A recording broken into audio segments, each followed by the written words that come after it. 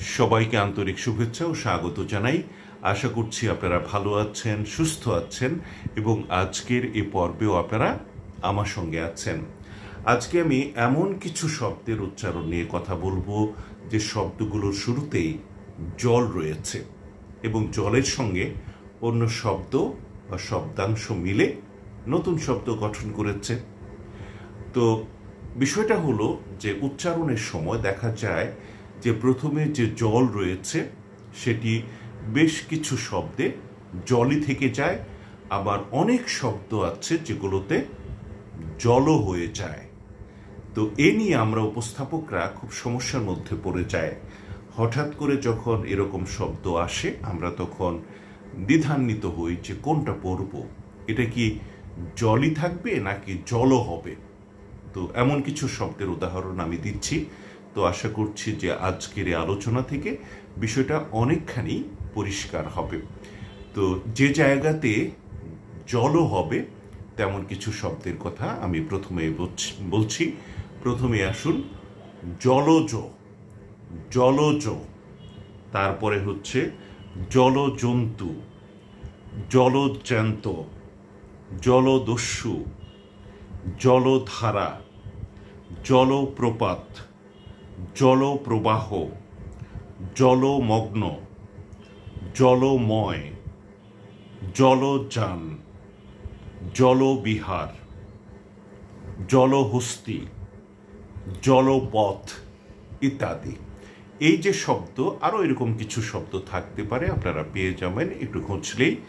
তো আমরা বললাম যে এই শব্দগুলোতে জলও হয়ে যায়। তো যে শব্দগুলোতে জলও হয় না, জল থাকে, এবার সে শব্দগুলো আপনাদের জন্য বলছি। জল ছবি, একটি বিখ্যাত সিনেমা আছে। তারপরে হচ্ছে জল ঢাকা, এটি একটি নদীর নাম। জল তরঙ্গ, তারপরে হচ্ছে জল পাই, জলপট্টি, জল পান, জল বায়ু, জল কন্যা, তারপরে হচ্ছে জল ডাঙ্গা, জল ভাত ইত্যাদি। শেষে যেগুলো বললাম এগুলোতে জল থেকে যাবে, আর প্রথমে যেগুলো বললাম সেগুলোতে জলও হবে। তো শব্দগুলো আমি আবারও বলছি আপনাদের জন্য।